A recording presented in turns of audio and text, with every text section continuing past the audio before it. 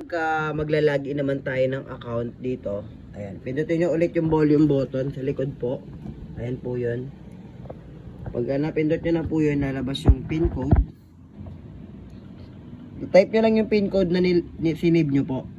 Submit, settings, tapos baba lang po. Hanapin nyo yung unblind device.